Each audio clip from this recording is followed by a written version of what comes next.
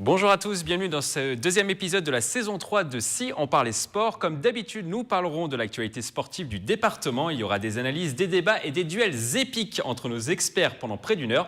Pour ce deuxième numéro, la Dream Team est une nouvelle fois réunie dans nos studios. Aujourd'hui, 5 chroniqueurs, les meilleurs dans leur discipline, sont en plateau. Présentation en musique. On commence à ma droite par l'une des icônes de cette émission. Il est notre spécialiste cyclisme sur route et sur piste. Il est champion d'Europe Masters. Il est également vice-champion du monde. Le très populaire, le capitaine Yann Dujarier est avec nous pour cette émission. Bonsoir Mickaël. Pistard du club de Vélizy 78.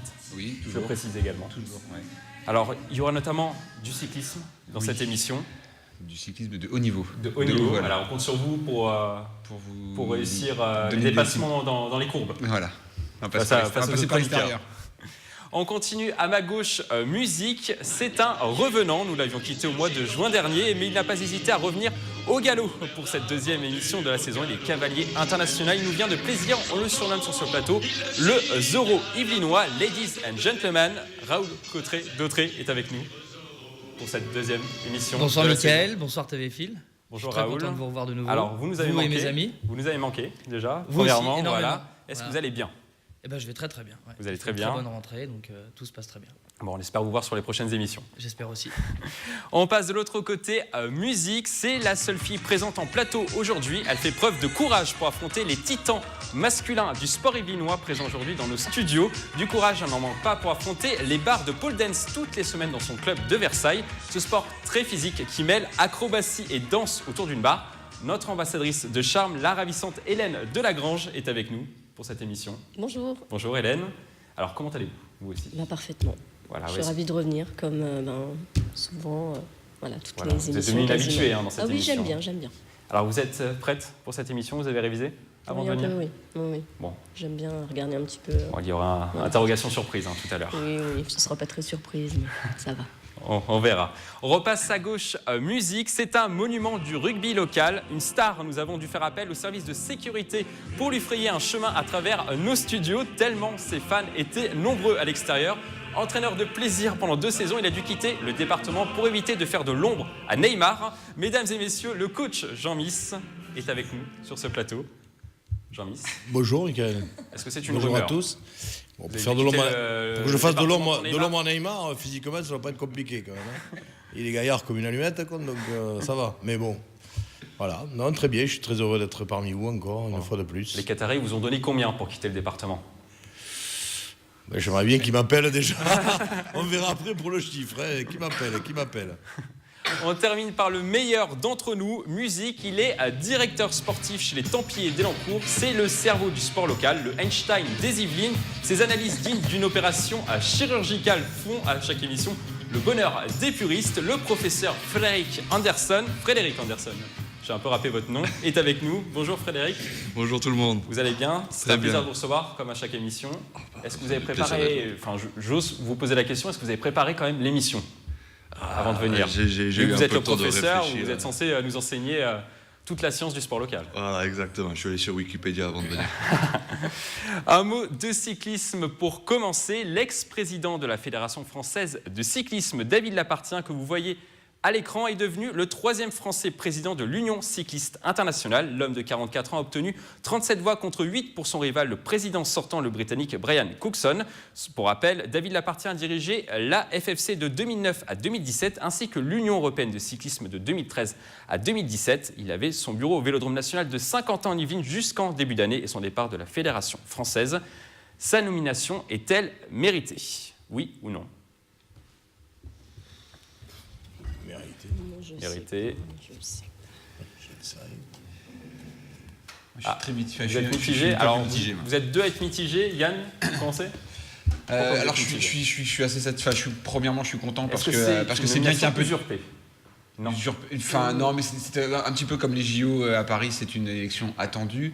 Ça fait partie de l'échelle, voilà, il était au niveau de l'Europe. Maintenant, il prend la place de l'UCI. L'Europe est la nation, enfin pas la nation, mais le continent fort dans les représentants cyclistes. Donc c'est un petit peu la suite logique. Là où c'est bien, c'est que ça fait un peu de changement. Les Anglais étaient là depuis très longtemps au sein de l'UCI. Donc c'est bien que ça va peut-être y avoir de nouvelles idées. Maintenant, on connaît la politique de Monsieur Lapartien. Il y a peut-être c'est peut-être un peu dommage. Il aurait peut-être fallu faire autre chose avec vraiment quelque chose de complètement nouveau plutôt que de rester dans une continuité. Bon, on verra ce que ça pourra donner dans les prochains mois et prochaines années. Maintenant, c'est pareil. Les Anglais sont toujours très présents au niveau des résultats. Peut-être que ça va aussi permettre au cyclisme français d'avoir des résultats aussi à l'international, peut-être un peu plus de moyens. Je ne sais pas. On verra. Jean-Miss, vous étiez également partagé. Et moi, j'étais partagé tout simplement parce que je connais pas sa valeur, donc je vais pas m'engager sur quelque chose que je ne connais pas. Donc il a commencé sa carrière au niveau politique dans le cyclisme en 97. Il est devenu président du Vélo Sport de Ruisse, un mandat qu'il quittera en 2007. Il a été élu directeur de l'UCI en 2005. Il aime le cyclisme depuis longtemps. D'accord. Jean. Voilà, je vais vous faire un petit résumé de ça. Non, mais c'est très bien. Moi, la seule chose qui est bien, c'est que Cocorico, un Français à la tête du cyclisme international. Très bien. Et de plus. Contre un Anglais. Hein. Et de plus, on vire un Anglais. Alors, Brian Coxon qui était là juste depuis 4 ans. Il a fait qu'un mandat. C'est trop. C'est trop. Il va apprécier, je pense. Raoul, une réaction par rapport à cette nomination. Voilà, il a participé également à la mise en place, à la construction du Vélodrome national de Saint-Quentin en Yvelines. C'est quelqu'un qui a lancé de grands projets pour le cyclisme français. Qu'au papier, forcément, j'aurais une réponse moins pointue, et parce que je suis moins à la proximité des décisions et du système que Yann. Mais donc c'est quelqu'un déjà qui a du recul en politique parce qu'il a commencé en tant que maire. Il a été aussi conseiller général. En 2013, il est à la tête du vélo européen. Donc, et puis, si je me souviens bien, la réélection du nouveau président de la Fédération française, c'était un peu avant l'été. C'est ça, effectivement. Et le nouveau président disait qu'on lui avait refilé un bébé qui n'était pas en si mauvais état que ça. Donc bon, pour quelqu'un comme moi qui suit ça d'assez loin par rapport à Yann, sur le papier, je peux que dire que c'est mérité. Frédéric Anderson, on lui reprochait notamment de ne pas être proche du cyclisme amateur, des cyclistes qui font du vélo le dimanche pour caricaturer. Est-ce que ça peut être positif ou négatif pour lui dans sa nouvelle prise de fonction? C'est compliqué parce que là, il est à la tête d'une structure gigantesque. C'est quand même l'ordre mondial du vélo. C'est quand même la plus grosse instance internationale cycliste. C'est l'équivalent de la FIFA. Donc pour forcément, plus on monte dans les étages, plus on s'éloigne de la base. Et c'est vrai qu'on a peut-être parfois tendance à oublier que la majorité des pratiquants, on les voit pas souvent, on n'en parle pas à la télé, et c'est quand même eux qui font vivre le sport au quotidien, donc il faut pas les oublier. Et c'est vrai que quand on est rentré dans des considérations politiques et d'organisation compliquées, on a vite fait de se concentrer sur l'élite, le haut niveau, et d'oublier un peu tous ces gens qui au quotidien font vivre le vélo. Et après, je pense que dans le timing, c'est un peu parfait parce que ça arrive avec la nomination de Paris au JO. On a le Vélodrome juste à côté, donc on peut penser que sa nomination va permettre aussi de mieux préparer, de faire une meilleure transition vers les Jeux Olympiques pour le cyclisme. Donc je pense que c'est assez cohérent de ce point de vue-là. Hélène, est-ce que vous pensez que ça va changer beaucoup de choses au niveau du cyclisme français, cette nomination? Le fait qu'il soit français, comme le disait Yann, c'était un Anglais précédemment. Je ne sais pas. Yann. Alors moi, ce que je reproche peut-être au personnage, c'est que c'est pas un cycliste en fait. C'est un politicien qui s'intéresse aux cyclistes et qui a aimé le cyclisme, mais ça n'a pas été je dirais pas un grand nom du cyclisme, mais c'est vrai qu'il a certainement couru quand il était plus jeune, mais voilà, c'est pas quelqu'un qui a été nourri et vacciné avec un rayon comme moi je peux l'être, ou beaucoup de pratiquants peuvent l'être, et peut-être que voilà, c'est un vrai politicien. Comme tu disais, il est maire de sa commune, il avait 3 mandats en même temps. Voilà, il est président aussi de la communauté de communes de là où alors bien sûr qu'il fait des choses pour le cyclisme, même au sein de sa commune, même si le projet de son vélodrome est apparemment un peu risque de capoter sur la Bretagne, mais voilà, moi je trouve ça dommage que ce soit des gens qui soient politiciens plutôt que pratiquants qui soient à la tête de ces instances. Après, il a sûrement des... Il y a des conseillers peut-être, des gens en dessous de lui qui... Oui, peut-être. Je ne pense pas qu'étant français, ça influe sur le cyclisme français. Ce ne serait pas normal déjà. Ça, c'est parce qu'il prend la place suprême du cyclisme mondial en tant que président de l'UCI. qui va favoriser plus les Français, ce serait pas normal. Donc ça va rien changer aux Français. Et on le voit très bien dans le rugby avec Bernard Lapassé. Voilà, ça, on n'est pas plus avantagé, encore moins même. Je pense que le rôle de ces grandes instances, c'est plutôt d'aider les petites nations à se développer plutôt que les grosses nations, parce que bon, la France fait partie des grosses nations du cyclisme, à avoir des moyens supplémentaires. C'est pas leur rôle. Ça sera le mot de la fin sur ce thème. On va passer maintenant au programme de l'émission. Aujourd'hui, nous allons parler de rugby avec la très belle victoire du Sky Rugby contre Limay pour leur premier match de la saison en honneur. Nous parlerons également du décès de l'Ignimontain Philippe Médard. Il a remporté en 1992 la première médaille du handball français. Mais avant de développer ces thèmes, coup de projecteur sur un record.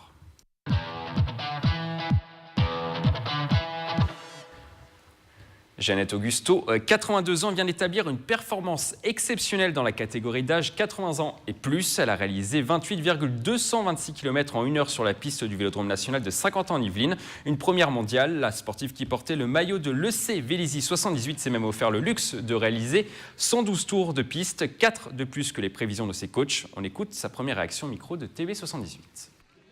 Eh ben, ça s'est très bien passé et je ne pensais vraiment pas faire une telle performance. Alors là, franchement, non. Non.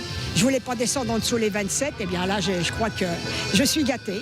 Elle roule avec Une performance qui a épaté son entraîneur Jean-Michel Richefort, qu'on a souvent reçu sur ce plateau pour Si on parlait sport. Il l'a entraîné pendant plusieurs mois avec des séances de 40 km tous les 2 jours. On l'écoute. Il y a toujours une part d'incertitude, on n'est jamais sûr d'aller jusqu'au bout et Jeannette, elle ne s'est jamais désunie, elle a toujours roulé régulièrement et puis elle n'a jamais fléchi surtout. Jusqu'à la fin, elle a été régulière et ça c'est une très très grande leçon, même pour tous les grands cyclistes. Une réaction autour de ce record, autour de cette table, Yann ? En fait, en voyant les images, je me dis que c'est quand même dommage d'aller titiller, enfin d'aller établir ce genre de performance et de ne pas mettre tous les moyens en place pour obtenir la meilleure performance. Quand je vois le matériel, on est sur un vélo de baptême, le même type de vélo que l'on peut avoir quand on vient faire son baptême au Vélodrome, et donc pas une position aérodynamique, on n'a pas les roues qui... Alors, à ce niveau-là de performance, les roues ne serviraient à rien d'ailleurs, mais bon... le moteur. Non, mais de toute façon, une roue pleine, ça ne servirait à rien à moins de 30 km/h de toute façon. Mais voilà, je trouve qu'une position aéro, ça permettrait de gagner quelques kilomètres. Et donc, je me dis, c'est dommage parce que quelqu'un qui s'investit un petit peu plus pourrait battre cette performance assez rapidement. Maintenant, il faut vouloir faire du vélo à 82 ans. Et c'est vrai que ce qu'elle a fait, ça reste quand même très très sympa. Quand tu dis qu'il n'y a pas les roues, tu parles des 2 petites roues derrière. Je pourrais très facilement lui donner 20 ans de moins par contre. Non, oui, une pêche. Le marchand. 82 ans, je le rappelle. Son âge, je trouve quand même, pas son âge, mais un peu moins. Celle-là, c'est impressionnant. Non, mais tout à fait, ouais. C'est une personne qui a une pêche et qui a incroyable. Vraiment, qui fait pas du tout son âge. Ce qu'il faut savoir, c'est quand même, elle entraîne Yann du Jarrier, ici présent, qui part au championnat du monde master. C'est son entraîneuse. On voit effectivement que Yann acquiesce. Elle m'emmène les sprints très régulièrement.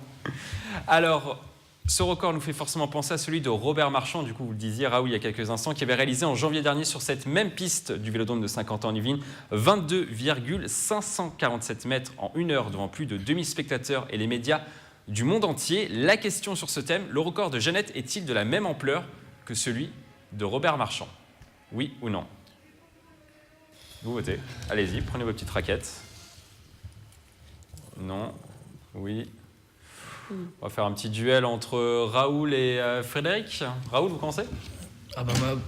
J'ai pas non plus une batterie d'arguments à exposer, mais d'abord, je trouve que il y a 20 ans d'écart. C'est pour cette simple et bonne raison que on n'est pas sur un même record, bien sûr. Non, on en voit des octogénaires pratiquer encore un sport et assez bien conservé, mais 105 ans, pour moi, au-dessus de 100 ans, c'est quand même titanesque. Frédéric? Moi, j'ai dit que c'était à peu près la même ampleur du simple fait que ça n'avait pas été fait avant. Et du coup, c'était l'établissement d'un nouveau record. Donc, de ce point de vue-là, c'était... Et Robert Marchand a également établi un record. Donc, c'était le point commun entre les deux. Après, effectivement, il y a quand même 20 ans d'écart. C'est presque une génération entre les deux participants. Après, ce qui est vraiment intéressant sur cet événement-là, c'est justement, comme on disait juste avant, être coupé de la base. Là, c'est un type d'événement qui peut concerner beaucoup de monde et Et je pense que c'est peut-être plus intéressant comme nouvelle, comme événement, que la nomination d'un Français à la tête de l'UCI, je pense. Hélène, qui a raison, qui a tort? Est-ce que Raoul a réussi à vous faire changer d'avis? Non, mais les arguments sont bons. Il a raison dans ce qu'il dit. On n'est pas sur les mêmes tranches d'âge, etc. Maintenant, on est, comme tu disais, sur un nouveau record. Là, en plus, on a une femme alors qu'on avait un homme auparavant. On est sur des performances un peu différentes. Je pense que ça mérite d'être souligné. Il y a l'entraînement derrière. Pour moi, on est quand même sur des pionniers, même s'il y a déjà eu un premier record. Voilà. Yann, Quand vous rejoignez Hélène? Non, je rejoins... Plutôt Raoul. Je rejoins complètement Raoul parce que même, c'est la raison pour laquelle j'avais mis rouge. Simplement, voilà, ils n'ont pas du tout le même âge. Maintenant, quand on voit la forme de Jeannette, on peut se dire qu'elle va en refaire dans les années. Elle a dit qu'elle allait arrêter. Ça serait son dernier record. C'est son dernier record, mais bon, elle n'a pas vraiment encore discuté avec Jean-Michel Richefort, qui je connais bien, est quelqu'un de très persuasif. La différence aussi avec Robert Marchand, Yann, c'est le guidon aussi. Le guidon n'était pas tout à fait le même au niveau du vélo. Il n'avait pas la même posture. Alors, déjà, Robert Marchand et Jeannette Augusto. Robert est quelqu'un de très petit, donc 1m50. Ouais, c'est beaucoup plus compliqué d'avoir des vélos qui permettent d'avoir un guidon allongé. Et en plus, Robert l'a fait avec un vélo de route, alors que Jeannette l'a fait avec un vrai vélo de piste. Robert avait des freins, et vous voyez, on le voit là, c'est pas. Et donc, du coup, la position de Robert est une position qui est plus adaptée pour aller rouler sur la route, voilà, tout simplement. Donc du coup, et c'est sa position confortable. Vous voyez, il est très droit sur son vélo. C'est une position confortable pour pouvoir faire des kilomètres quand il va rouler autour de chez lui, ou alors qu'il va faire les étapes de montagne comme il aime le faire. Et Robert Marchand n'est pas monté dans les virages, également, contrairement à Jeannette. Il restait à la Côte d'Azur, mais parce qu'il roulait à une vitesse trop faible pour pouvoir tenir sur la piste au Vélodrome de Saint-Quentin-en-Yvelines. Il faut rouler au-delà de 26 km/h. Et Jeannette était à 28 km/h. Voilà, donc Jeannette pouvait se le permettre, alors que Robert ne pouvait pas le faire. Il y a également, Jean-Michel, une dimension peut-être symbolique aussi dans le record de Jeannette. Elle a couru notamment avec le maillot de Vélizy 78 pour remercier le club, 47 ans après avoir réalisé pour le club le record de France sur piste du 500 mètres départ arrêté. Est-ce qu'il y a une dimension symbolique aussi qui ajoute forcément à la performance de Jeannette Augusto? Contrairement à Robert Marchand qui est arrivé sur la piste du Vélodrome de Saint-Quentin-en-Yvelines. Voilà, forcément pour établir son record à lui, pas forcément pour établir un record pour un club. Voilà, mais je pense que c'est plus un petit clin d'œil, quoi, un remerciement au club dans lequel elle a pratiqué ce genre de choses. Mais moi honnêtement, je pense qu'on trouvera plus de personnes capables de faire aussi bien et même mieux à 82 ans qu'on va en trouver à 105 ans. C'est pour ça que je suis un peu mitigé. Sans attention.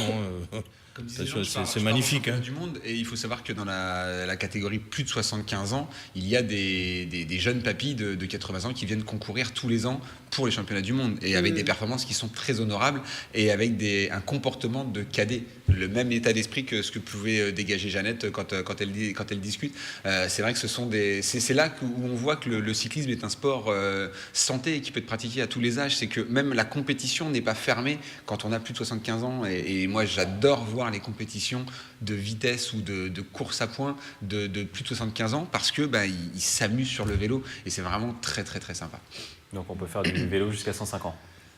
Robert nous l'a déjà prouvé, mais le vélo aide à justement tenir jusqu'à cet âge-là. Ça fait partie des sports qui conservent le plus. Pas de micro-traumatisme. C'est vrai que il faut pas chuter, bien sûr, parce que qu'on ait 25 ans ou qu'on en ait 75, je pense que les conséquences sont les mêmes. Enfin, pas les conséquences sont les mêmes, mais les risques sont les mêmes. Maintenant, voilà, c'est vrai que si on arrive à éliminer ce risque de chute, on arrive à prendre beaucoup de plaisir. Il faut savoir que à Saint-Quentin-en-Yvelines, tous les vendredis midi, il y a un créneau réservé aux plus de 60 ans.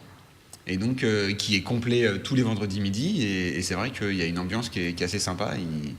Donc, si vous avez plus de 60 ans, n'hésitez pas à venir faire quelques tours de roue avec eux. Raoul, pourquoi le record de Jeannette a moins attiré les foules que celui de Robert Marchand? Il y avait quelques parce médias, que mais pour pas plus, moi, alors que le 150, monde c'est entier s'est déplacé pour Parce Robert que Marchand. dans tous les sports, dans tous les domaines, la barre des 100 ans, elle est toujours plus impressionnante. Je trouve qu'il y a passer la barre des 100 ans, même quand c'est pas dans le sport, seulement dans la vie de tous les jours, c'est quelque chose qui percute beaucoup plus. Je pense pas qu'il y ait de raison femme ou homme. Si ça avait été l'inverse, je pense que c'est cette image de l'âge au-dessus de 100 ans. Et même moi, je fais partie de ces gens qui le seront beaucoup plus impressionnés. Quel que soit le résultat au Il final. faudrait qu'elle fasse, Bien sûr, oui. il faudrait qu'elle fasse d'autres records pour rentrer dans la légende. Yann, selon vous? La légende, je pense que c'est... Enfin, pour entrer dans la légende d'un sport, je pense que ce sont des acteurs élites qui peuvent rentrer dans la légende d'un sport. Maintenant, oui, si elle faisait d'autres records plus tard, elle pourrait se faire connaître pas simplement du monde du cyclisme ou du monde des pistards, mais peut-être voilà, ouvrir un petit peu plus son spectre. Voilà, tout simplement. On referme ce thème. Jeannette Augusto, je le rappelle, a annoncé la fin de sa carrière après cette performance. En tout cas, sur le papier, Yann. On lui tire une nouvelle fois un grand coup de chapeau. On continue cette page résultats par du rugby. Je vous vois déjà sourire, Jean-Miss. En championnat Île-de-France Honneur, le Sky Rugby n'a pas manqué son retour après 3 ans d'absence le dimanche 1er octobre. Les Saint-Quentinois sont venus à bout de Mantes-Limay sur leur terrain. Le score 23-22. Un résultat acquis dans les dernières secondes dans une ambiance électrique avec un essai inscrit au bout du temps réglementaire. On écoute les réactions à la fin du match.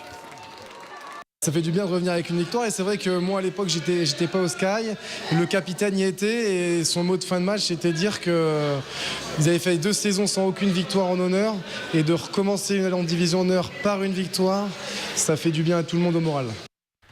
Très bon résultat du Sky Rugby pour ce premier match de la saison en honneur après 3 ans d'absence, je le disais, dans cette division. Une performance qui contraste avec les résultats des autres promus yvelinois. En Fédéral 2, Plaisir a perdu une nouvelle fois contre Beauvais sur le score de 53-29 ce 1er octobre.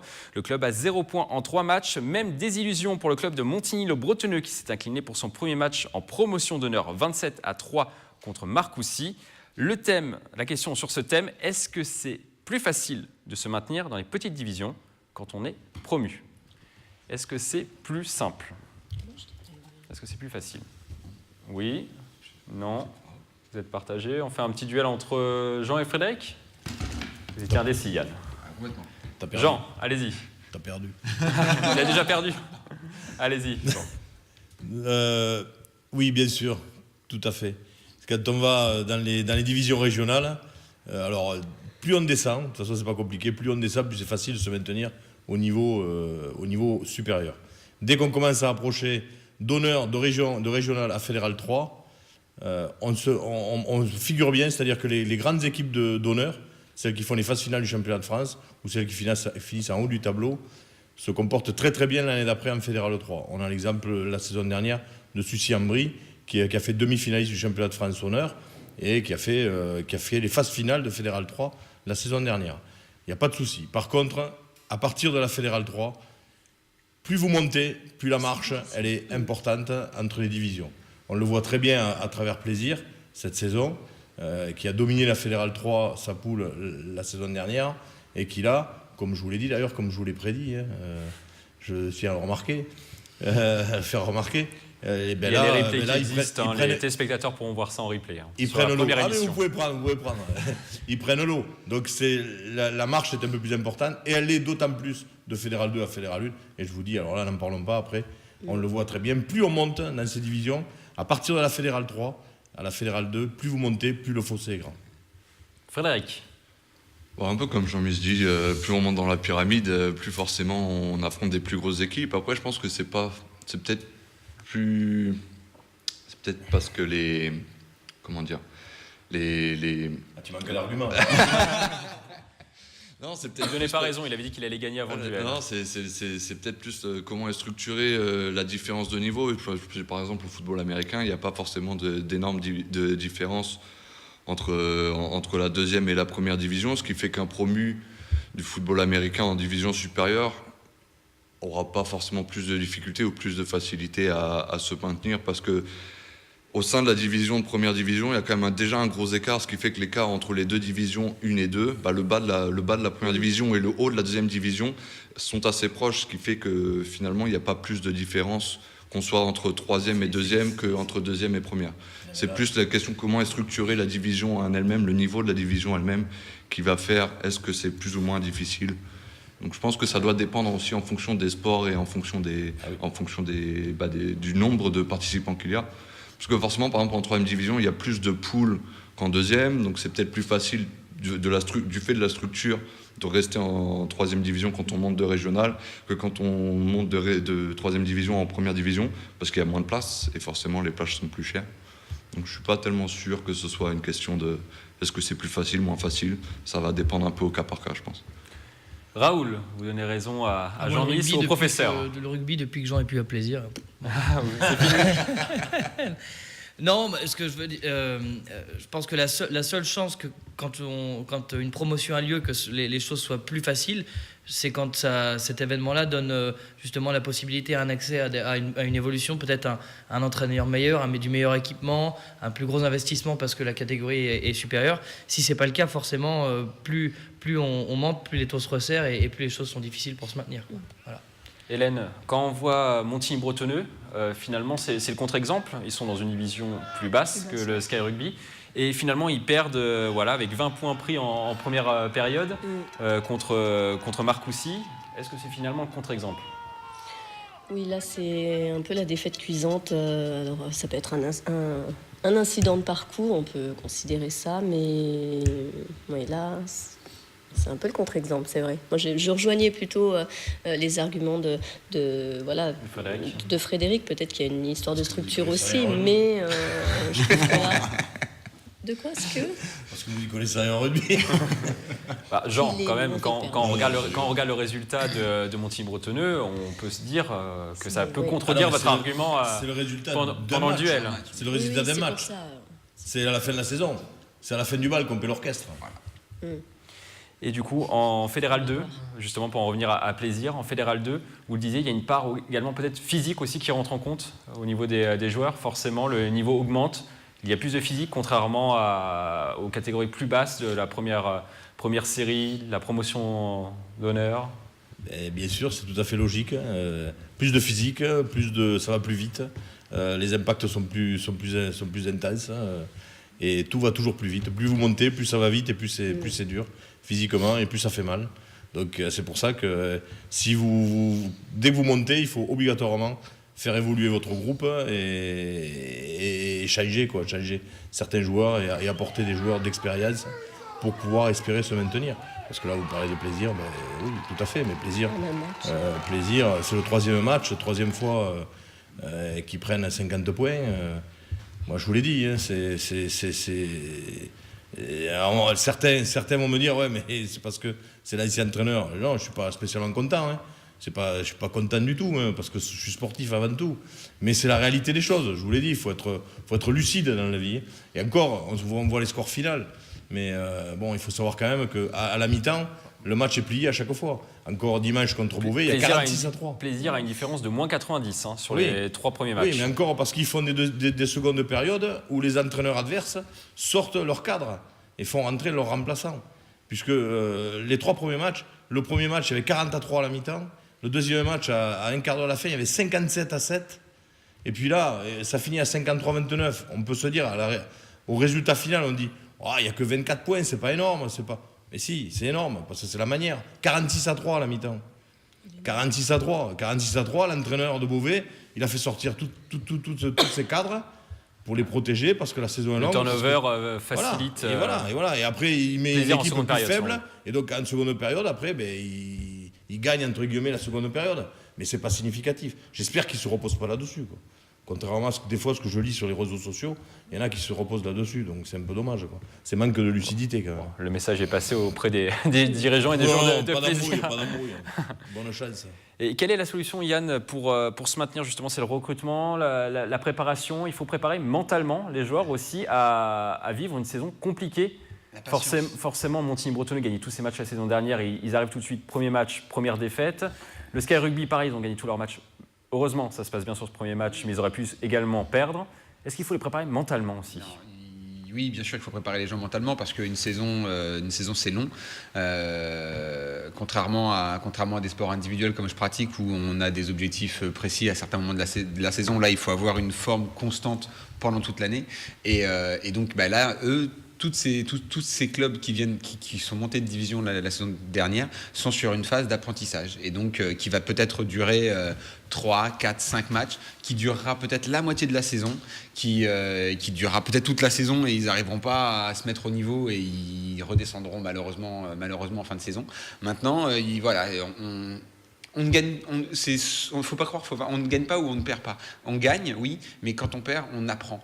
Et donc, c'est dans la défaite il faut avoir l'intelligence de se servir des bonnes choses et les utiliser dans les prochaines compétitions pour pouvoir rivaliser avec le niveau dans lequel on vient d'arriver. Il faut savoir si l'adversaire de Montigny-le-Bretonneux était une équipe du haut de tableau de la promotion d'honneur. Bien sûr. C'était une bonne équipe, c'était l'une des meilleures équipes. Voilà, donc si c'était une des meilleures équipes, forcément, vous attaquez directement par un gros morceau de la division supérieure. Donc voilà, c'est le résultat d'un match. Attendons de voir un peu, quoi. Dernière question, Jean, on va faire un pronostic avec vous, vu que vous êtes très fort en pronostic. Le Sky Rugby va se maintenir à la fin de la saison? Alors le Sky Rugby, pour les avoir joués en amical, je pense qu'ils se maintiendront. D'accord, plaisir? Plaisir, ce sera très très très très difficile. Pour moi, ils ne se maintiendront pas. Mais faut pas et Montigny-Bretonneux? Non, je ne les enterre pas, surtout pas, parce qu'en plus, je dis que ce sera très très difficile. Mais pour moi, en toute lucidité, je pense qu'ils n'y arriveront pas. Et Montigny-Bretonneux? Montigny-Bretonneux, sur un match, c'est compliqué, je ne les connais pas du tout. Je peux parler des équipes que je connais. Sky, je les ai vus. Montigny-Bretonneux, je ne les connais pas, mais encore une fois, voilà, c'est un match, donc le premier match contre une grosse équipe. Attendons de voir leurs résultats un petit peu plus. On continuera à les suivre cette saison dans ce Si on parlait sport. On continue donc ce Si on parlait sport par notre coup de projecteur.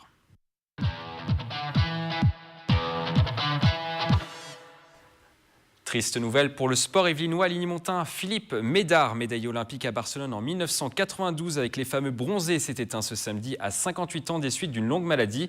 Depuis le début des années 2000, le gardien aidait le club de l'ASMB. Il avait également exercé des fonctions dans l'administration communale, à la direction des services techniques et à la direction des sports de Montigny-Bretonneux. On écoute la réaction de Patrick Chiab, membre du bureau directeur de Montigny-Bretonneux. Il a entraîné les gardiens de but du club. Donc il y a beaucoup de jeunes filles actuellement qui jouent en National 2, il y en a une notamment, qui lui doit beaucoup. Et puis en même temps, il a encadré il s'est occupé des seniors garçons pendant plusieurs années au niveau de l'entraînement. Donc il a été vraiment très investi au niveau du club. Pour nous, c'est difficile de voir quelqu'un disparaître, certes d'une longue maladie, mais ça fait mal, quoi. Jean, que pensez-vous de son attachement pour Montigny-Bretonneux? Il est arrivé du coup il y a une quinzaine d'années au club. Qu'est-ce que vous en pensez, vous, en tant que coach? Est-ce que c'est important pour un club d'avoir une star comme lui? Ah, mais bien sûr que c'est important. C'est d'autant plus important qu'en plus, c'est surtout, le plus important, c'est qu'une star puisse revenir et ne pas oublier d'où il vient. Et ça, c'est bien, parce que voilà, ce sont des joueurs qui sont partis évoluer à haut niveau, qui ont eu des sélections en équipe de France et des titres, et qui reviennent aider leur club d'origine. C'était pas son club d'origine. Non, en fait. Il est arrivé en fait il y a une quinzaine d'années ici à Montigny-Bretonneux, et le premier club qui était dans sa ville, c'était Montigny-Bretonneux, et il est allé les aider. En fait, mais c'est pas son club, mais le principe est un peu le même, quoi. Le raisonnement. Voilà, il redonne à la discipline, donc non pas à son club d'origine, mais à la discipline, il redonne ce que la discipline lui a donné et lui a offert. Yann, vous êtes admiratif également du fait qu'ils viennent dans un club amateur, qu'ils les aident, qu'ils forment les gardiens de cette équipe. D'ailleurs, des gardiennes qui sont en National 2 maintenant. Admiratif, non, mais c'est vrai que beaucoup de sportifs de haut niveau devraient prendre exemple sur ce genre de personnage, parce que beaucoup... alors, ils ont aussi leurs raisons, mais c'est vrai que beaucoup, quand ils arrêtent leur carrière, peuvent être un peu aussi fatigués et dégoûtés par leur sport, oublient justement comment est-ce qu'ils sont arrivés à ce haut niveau. Et parfois, ce serait bien parce que leur expérience peut servir à beaucoup, et ce serait, voilà, beaucoup de sportifs devraient peut-être parfois, même après une petite période de pause, revenir et s'occuper de la base et passer un petit peu de temps comme des gens l'ont fait pour eux à certains moments. Ça, c'est quelque chose qui devrait être important et qui devrait être inculqué dans beaucoup de... Enfin, c'est pas très français de le faire, mais voilà, ça devrait être éducatif et il faudrait que ce soit fait beaucoup plus souvent. Hélène, vous êtes d'accord ? Oui, je suis d'accord. C'est vrai que souvent on a les montées des meilleurs qui finalement restent dans ces sphères-là et ont toujours une visée vers le haut de leur performance. Mais en effet, d'autres ont été là pour eux avant et c'est bien de retourner s'occuper de là d'où on vient, des espoirs qui viennent dans sa discipline et même un peu dans l'organisation aussi. Je suis d'accord, ouais. Alors Philippe Médard n'est pas un personnage très connu du grand public. Il a surtout remporté la première médaille du handball français, le bronze au JO de Barcelone en 92. Selon Patrick Schiab, il y a eu un avant et un après pour le handball tricolore après cette victoire en 1992 et les performances de Philippe Médard. On l'écoute. Il a été à l'origine d'une formidable épopée au niveau de l'équipe de France. Et c'est vrai que c'était un gardien de but, c'était la figure. Et moi j'étais spectateur à l'époque, enfin téléspectateur, de voir la qualification et de permettre d'avoir en plus la première médaille aux Jeux Olympiques pour une équipe de France de handball. Et après, c'est tout à enchaîner avec toute cette même bande de copains. Vous le connaissiez ou pas du tout autour de la table? Jean-Miss, vous le connaissiez? Oui, moi je le connaissais de nom, mais parce que j'ai... C'est un bronzé, pas un barjo en fait. Il a initié le mouvement barjo. J'ai des potes qui étaient à haut niveau dans le handball, donc je le connaissais, mais pas personnellement. Faut pas oublier que dans ces années-là, donc le handball en France n'était pas très connu, mais il y avait surtout une personne qui était emblématique en équipe de France, c'était Jackson Richardson. Et donc c'est le seul nom qui reste de ces épopées-là, puisqu'il était aussi à Atlanta en 96 et il était déjà là en 92 à Barcelone. Et c'est vrai qu'il a une telle aura médiatique, ce Jackson, que c'était difficile pour les autres d'exister dans une discipline qui était méconnue du grand public français. Donc, Avec Anderson, quelle place a Philippe Médard pour le handball français, le sport français? Pour le sport français, il restera comme un des fondateurs de toute la montée en puissance du handball. Après, je pense que pour beaucoup, dont ma génération, on ne le connaît pas plus que ça, parce qu'en 92, moi j'avais 7 ans. Donc forcément, me rappeler des JO de 92, ça fait loin. Voilà, petit jeune. Mais c'est vrai qu'après, je pense que pour Montigny, c'est une grosse perte, ne serait-ce que pour l'aspect humain, parce que derrière tout le savoir-faire et tout l'aspect enseignement, etc., il y a une personne qui était investie dans la vie du club et qui disparaît comme ça, même si c'est pas aussi brutal. On n'est jamais prêt à perdre quelqu'un, quelle que soit la raison. Et je pense que c'est une grande perte pour tout le monde et c'est bien de lui rendre hommage et d'en parler. Raoul, il était très humble, d'après ce qu'on disait à Montigny-Bretonneux. Est-ce qu'il ne manquait pas peut-être un peu d'excentricité, un peu plus d'aura médiatique pour qu'on se souvienne de lui complètement aujourd'hui, oui, mais ça comme Jackson Richardson, ça aurait changé qu'on le mentionnait personnage, précédemment. De toute façon, vu la nature du personnage, ça ne pouvait pas coller avec justement le média et sa starification. C'est très peu commun son itinéraire dans le sport.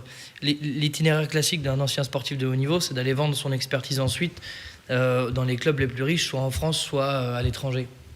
Moi, j'ai très rarement entendu parler d'un sportif de haut niveau qui fait un retour à ses origines comme ça et qui revient justement sur des sportifs de loisirs, etc. Donc, de toute façon, on était sur un personnage qui était complètement en dehors de ce schéma-là. Donc, le média, je pense que ça n'avait rien à voir avec. Je pense que c'est aussi un petit peu ça correspond au poste de gardien de but dans le hand. C'est quand même tu vois, quand on voit Thierry Omeyer aujourd'hui, c'est pareil, c'est un personnage qui est en retrait. C'est un poste qu'on pourrait D'ailleurs, même Thierry Omeyer et et Bruno Martini qui ont été formés par Philippe Médard. Voilà. Il continue à leur donner des conseils encore sur ces dernières années. Et c'est marrant parce que c'est vrai qu'aujourd'hui Thierry Omeyer, c'est pour moi, c'est vrai que ça va être le gardien emblématique des dernières années parce que il était très proche justement de Philippe Hédard par sa longévité, qui va enfin peut-être arrêter sa carrière, mais c'est pareil. Martini dont vous parliez juste avant, fait partie, mais c'est vraiment un poste, comme tu dis, peut-être ingrat, mais c'est un poste qui est très glorifiant, et je pense qu'il est presque plus déterminant que dans une équipe de foot parce que ils sont beaucoup plus en action. Je pense, j'ai beaucoup d'admiration surtout pour les goals dans ce sport-là. Les gardiens de hand, il faut s'y mettre là. Ah ouais. Ils sont tous un peu fondus quand même, je te le dis, pour en connaître. Et les gardiens de rugby, on en entend beaucoup en parler d'ailleurs. Anonyme, complet. On peut dire, Jean, qu'il a initié vraiment les futures victoires françaises. Voilà, la France, on peut le dire, aujourd'hui est la meilleure nation au niveau du handball au monde. Est-ce qu'on peut dire qu'il a initié un mouvement? Voilà, il a été avec les Bronzés, il a initié les Barjots, il a plus ou moins conseillé tous les joueurs de l'équipe de France qui ont suivi, avec Jackson Richardson aussi qui a continué. Est-ce qu'on peut dire qu'il a initié un mouvement pareil au niveau des chiffres? Le handball, avant qu'il arrive, c'était 183 000 licenciés en 90, et aujourd'hui, c'est plus de 500 000. Est-ce qu'il a initié un mouvement? Forcément, enfin, pas lui personnellement. L'équipe, c'est le départ de cette grande épopée du handball français. Et forcément, comme il est gardien, comme Raoul et Yann viennent de le dire, c'est un des postes clés du handball. Et forcément, en plus, il a continué à transmettre son savoir auprès des sportifs qui ont perpétré la tradition du handball français. Donc on ne peut bien sûr que reconnaître qu'il fait partie de ce groupe qui a amené le handball français tel qu'il est aujourd'hui, quoi. Très rapidement. Ouais, très rapidement, faut pas. Moi, je me souviens après les Jeux Olympiques de Rio, où les Barjots n'ont rapporté que la médaille d'argent, la déception de beaucoup de gens. Faut pas oublier que voilà, les Barjots, c'est maintenant une. Les experts, les Barjots. Voilà, l'équipe de France de hand. C'est quand même quelque chose qui perdure et j'espère que les volleyeurs feront de même. Mais c'est vrai que cette équipe de hand, elle est quand même énorme et c'est super ce qu'ils ont réussi à faire. Et en effet, ces équipes, parce que c'est pas un homme, cette équipe, c'est cette équipe-là dont il a fait partie qui est à l'initiative des résultats qu'on peut avoir aujourd'hui. Voilà, pour les téléspectateurs, l'enterrement se déroulera le 6 octobre à Montigny-Bretonneux. On passe maintenant à notre focus du jour. On va parler de golf.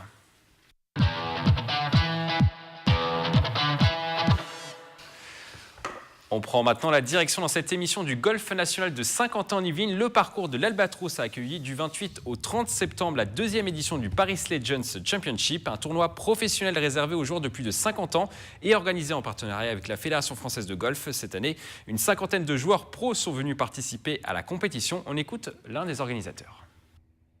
C'est une épreuve de l'UOpen Senior Tour, c'est la 12e épreuve, je crois, du calendrier de ce circuit professionnel.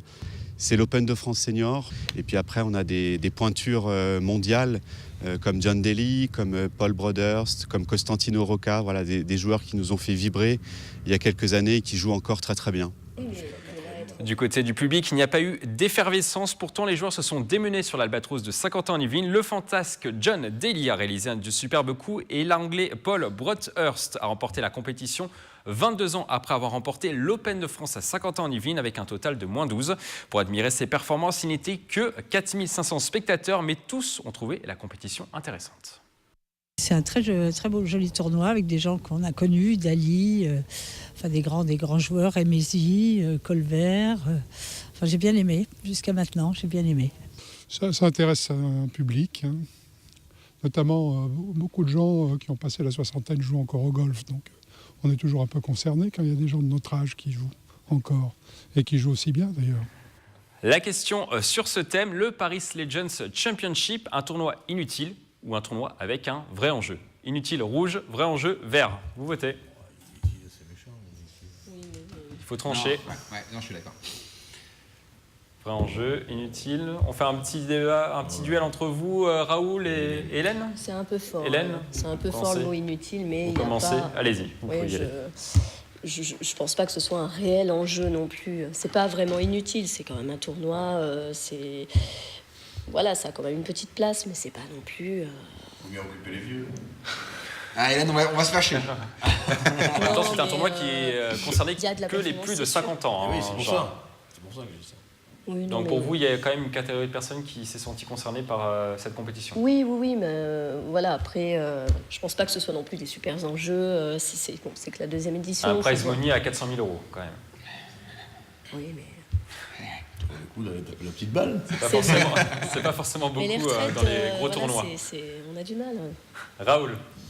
Moi, je pense qu'elle avait déjà un petit enjeu organisationnel parce que ça permettait un petit peu d'avoir un avant-goût de la Ryder Cup, surtout au niveau des terrains, de l'engouement que la Ryder Cup allait créer. Donc pour ça, c'était assez intéressant qu'elle ait lieu. Ensuite, il y a une telle demande et il y a tellement de gens qui pratiquent le golf à cet âge-là que finalement, on est sur la majorité de la population. Donc à ce moment-là, la compétition prend toute son ampleur. Donc je pense que ça serait dans un autre sport, ça n'aurait pas d'enjeu, mais en ce qui concerne le golf, pour moi, je lui accorde cet enjeu-là. Voilà. Yann. Ouais, moi, je vais encore faire le parallèle avec les compétitions de cyclisme master et qui prennent justement de plus en plus d'ampleur avec de plus en plus de participants, aussi bien au niveau régional, national qu'à l'international.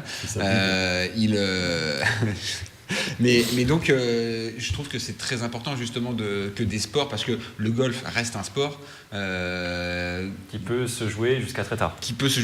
Et donc permettre aux gens de conserver une bonne santé tout simplement, d'aller se taper un 18 trous tous les week-ends et puis peut-être d'aller jouer en plus la semaine pour parfaire son swing. Eh bien, c'est vrai que ça permet d'avoir des sorties régulières, de rencontrer des gens et donc de continuer de vivre, même si, alors 50 ans on n'est pas à la retraite, mais on s'en rapproche, et donc qui dit plus de 50 ans, on dit qu'il y avait des participants qui devaient être à la retraite, et donc il faut s'occuper, et c'est vrai que passer par le sport pour le faire, c'est quelque chose qui, je pense, est important, et donc il faut encourager ces initiatives. Maintenant, à leur décharge, ils n'ont quand même pas eu de bol avec la météo. Donc forcément, la météo a joué sur l'impact médiatique du non, tournoi. pas médiatique, mais sur l'impact pour les spectateurs viennent se déplacer, bien sûr. En tout cas, Frédéric Andersen, ça a permis également au golf national de se jauger, on va dire, à un an pile poil de la Ryder Cup 2018 qui se jouera du 28 septembre au 30 septembre 2018. Voilà, est-ce que ça permet justement au public, aux spectateurs, à l'organisation de se juger? Je pense qu'il y a plusieurs aspects sur ce type de compétition. Déjà, pour la structure, c'est important de l'occuper. C'est le plus grand défi de tout ce qui est stade et tout ce qui est infrastructure. C'est qu'il faut qu'il y ait des événements, il faut qu'il y ait des gens qui les utilisent, parce que sinon la structure perd sa raison d'être. Donc de ce point de vue-là, je pense que l'événement était important. En plus, comme on l'a dit, ça permettait de faire une petite répétition pour la Ryder Cup. Et surtout au niveau du parcours également. Oui, et puis voir qu'est-ce qui peut marcher, qu'est-ce qui peut semaine en semaine. Voilà, qu'est-ce qu'on peut améliorer, qu'est-ce qui reste encore à faire pour préparer un événement de plus grande ampleur. Après, pour les pratiquants aussi, c'est important parce que c'est des événements qu'eux peuvent pratiquer. Donc, pour le développement de l'activité, pour augmenter le nombre de licenciés, etc., pour eux aussi, c'est important de tenir ce genre d'événements. Après, du point de vue performance et sport de haut niveau, c'est tout de suite moins important parce que forcément, on a déjà limité... les catégories d'âge des participants, généralement les meilleurs participants. Il n'y a pas forcément la même pression également. Oui, et puis je pense que c'est un peu comme au tennis. Je pense que même sans faire du jeunisme, etc., c'est que par exemple pour le tennis, il y a beaucoup moins de gens qui s'intéressent aux tournois des jeunes qu'à Roland-Garros ou qu'à des Masters comme à Monaco, etc. Donc je pense que ça dépend comment on le regarde. Si on regarde d'un point de vue purement médiatique, etc., ça n'a pas été forcément très médiatique. Et pourtant, on a vu qu'il y a quand même beaucoup de spectateurs pour un événement en 4500 personnes. C'est quand même un bon nombre. Après si on regarde ça niveau performance pure, c'est pas l'idéal. Mais après, du point de vue développement du golf, c'est important. Et je pense que c'est à refaire et c'est à continuer. Alors, le tournoi a tout de même le mérite d'avoir diverti les fans de John Daly, double vainqueur de Grand Chelem. Il n'a pas hésité à pousser la chansonnette pendant la compétition. On l'écoute.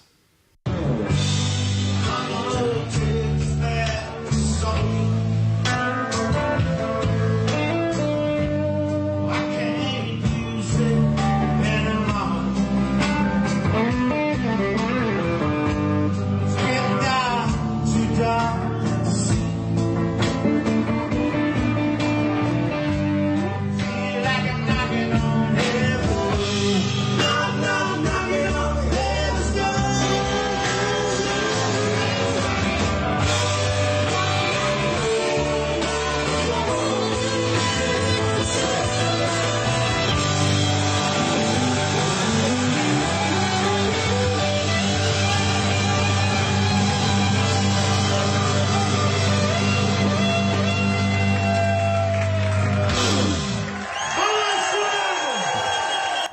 Jean, une petite réaction par rapport à ce mini-concert au Paris Legends. Ouais, vous faites mieux, vous? Ah oui. Non, mais sincèrement, oui. Non. Il faudra qu'on essaiera, ouais. Il a le même coiffeur que Trump. Et sinon... Sinon, il chante bien. Sinon, il chante bien, oui. Mais c'est beau ce qu'il fait, là. C'est bien. Yann, une petite réaction également? Vous avez apprécié l'extrait? Oui, moi j'aime bien ce genre de musique, et, en effet, et du coup ça permet de se rendre compte qu'on est sur le même type d'esprit qu'un tournoi des légendes à Roland-Garros avec Henri Lecomte qui sont là pour faire le show et prendre du plaisir et s'amuser avec le public. Donc ça voilà. fait le Java, le golf. Ils font la fête après. Pour rebondir sur votre blague, Jean, oui effectivement, John Daly est très ami avec Donald Trump. Ah oui, par rapport aux cheveux. Oui, c'est ça. Mais voilà. ça se voit. Vous avez vu juste. Ça se voit. On va passer maintenant à notre dernière rubrique, la rubrique découverte.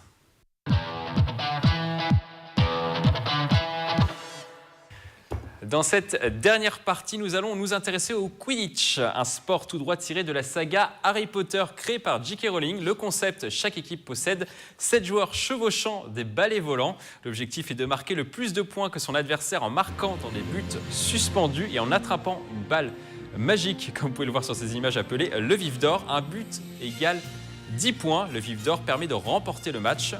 Vous connaissez ce sport, Yann ? Pas du tout. Déjà, je suis pas. Vous n'êtes pas du tout fan d'Harry Potter? Déjà pas Harry Potter. Et puis. Raoul, c'est peut-être plus de votre génération. Harry Potter, vous êtes fan? Pas fan non plus, mais je m'y suis intéressé quand j'étais enfant, ouais. D'accord. Après. Donc vous connaissez ce sport? Oui. Voilà, donc. Cinématographique, mais. Voilà.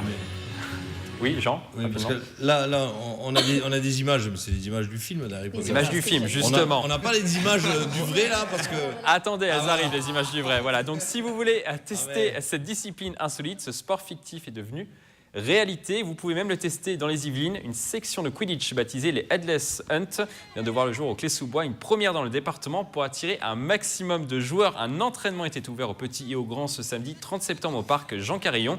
On écoute le président du club, Gilles Guillou. En fait, on n'est pas des sorciers.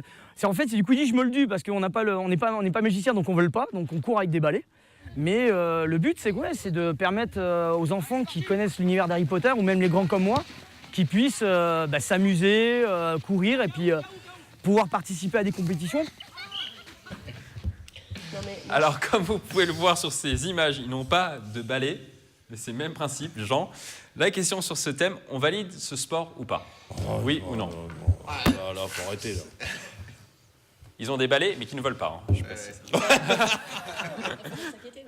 Alors non, Frédéric, vous validez, vous. Alors on fait un petit duel entre Jean et vous, Frédéric. Frédéric, allez-y. Le contraire de tout le monde. Non, moi je pense qu'il est important. C'est très bien, Frédéric, vous êtes très courageux.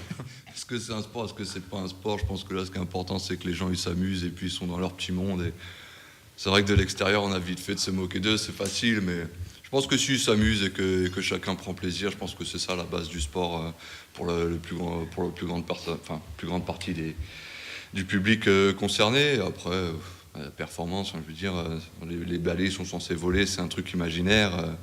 Je veux dire, on pourrait leur mettre des chevaux en bois, ça serait pareil. Je veux dire, c'est pas sérieux. Jean. Bon, alors, si on part du principe que faire un effort physique, c'est faire du sport, effectivement, ils font du sport, ils se dépensent. Hein. Bon, après, quand même, faut rester. On ne se moque pas d'eux, déjà. On ne se moque pas d'eux, ils ont besoin de personne, à mon avis, pour ça. Ils ont besoin de personne. Non, honnêtement, bon voilà, c'est qu'un jeu, mais là qu'on en face. On vient de me dire dans l'oreillette qu'il cherchait un coach, justement, pour animer la session du samedi matin. Par contre, c'est dangereux, parce qu'avec le manche à balai, comme ça, en contact avec l'adversaire, oh, pas attention. Non, mais c'est quand même, bon, faut faire. Oui, mais c'est bien, maintenant. Bon, après les sabres laser, le Quidditch, là, machin, bientôt la section Goldorak. Le Quidditch. Le Quidditch, ouais, voilà. Bientôt la section Goldorak. Ouais, mais j'ai envie de dire, tant qu'à créer un nouveau sport, une nouvelle activité, qu'ils le fassent vraiment. 100%, avec des balais qui volent et avec des. Mais non, aujourd'hui, il faut attendre quelques années, Yann. Aujourd'hui, on a des drones. Aujourd'hui, on a des drones. C'est pas tous en même temps. Dans ce cas-là, pas apparenté avec des maillots de foot qui n'ont rien à voir. Enfin, dans ce cas-là, un vrai pseudo-balai, enfin, voilà, quelque chose qui ils le font parce qu'ils aiment l'univers d'Harry Potter, ils aiment un certain univers. Et tout ça. Voilà. Autant voilà, qu'ils le fassent Mais pour par le contre, vrai. ce qui m'inquiète un petit peu, Avec du matériel. je vais essayer, mais quand même courir avec un manche à balai entre les cuisses, ça ne doit pas être évident et ça doit quand même leur rappeler les robignoles. Quoi, parce Ouais, que... Hélène aime bien. Hélène Genre, aime je bien peux parce pas vous qu'elle- laisser dire ça, Hélène aime malheureusement. bien parce qu'elle a l'habitude de faire le départ. Voilà. J'étais obligé de mettre le son. Mais non, mais Vous allez trop loin, essayez genre. d'aller courir avec un balai Non, entre les cuisses. par contre, moi je pense qu'il y a faute hein, quand on les voit courir et qu'ils l'ont plus entre les jambes. Je pense que là déjà, Là, déjà, ils sont plus Quidditch. voilà, c'est bon. Voilà, Voilà. ils sont plus yiddish comme tu Et on dis. en parlait Ils sont du plus poste de Quidditch. gardien tout à l'heure. Il y a un gardien également. Un gardien, il faut dans qu'il l'équipe. arrête les ballons avec quoi? Avec le balai? Il arrête avec les mains. Le manche à balai? Non, c'est vrai que c'est. Ah, mais bon. J'irai essayer de courir avec un manche à balai. On va voir ce que ça donne. On va demander à TV. Vous avez pris l'engagement devant les téléspectateurs de TV78. Je le filme même. Il y aura les vidéos. Vous allez filmer? Je vais courir, Il y aura je vais les essayer de vidéos qui courir avec un seront manche à balai. entre les retransmises jambes. la prochaine fois. Et je vous donnerai l'état du reste. Yann, vous supportez vraiment tous les sports. Est-ce que vous supportez ce sport? Ouais, j'aime. Voilà, j'aime- c'est très j'aime- cardio apparemment. Oui, d'accord, ouais, bien sûr. J'aime le sport. Là, j'ai du mal. Mais il court pourtant. Là, j'ai c'est du du mal. sport. Oui, Voilà, mais. voilà, non, mais il se dépense, oui. Ouais, mais. Il se dépense après. Là, bon. j'ai du mal. Autant, ça m'est arrivé. J'ai quand même vu des matchs de Quidditch sur le film Harry Potter où il y a vraiment de l'action. Là, je pense que c'est quand même très très limité. Autant les sabres laser, encore à la limite, bon, il y a de l'action. Il y a de l'escrime un peu. Quoi. C'est voilà, c'est. Là, c'est vrai que ça ressemble quand même pas à grand chose. Et Il disait que ça ressemblait à du rugby. D'accord. Ouais. Donc Georges, je ne sais pas. À vous de juger. Ça, je pense que tu me titilles, mais bon, non. Non, je suis là, j'ai beaucoup de mal. Ouais, j'avoue que maintenant, si on m'invite, allez, je ferai l'effort de me déplacer pour. Vous allez faire l'effort essayer, et Jean pour essayer. courra avec un balai entre les jambes. Et non C'est pas- la fin de cette émission. On se retrouve le jeudi 19 octobre pour un nouveau Si on parlait sport. Comme pour chaque émission, on va terminer par une citation. Aujourd'hui, c'est le navigateur Éric Tabarly qui est à l'honneur. Je cite: « Baisser les bras dans une compétition sous prétexte qu'on ne peut pas terminer premier est incompatible avec l'esprit du sport ». Je vous laisse, à bientôt sur TV78.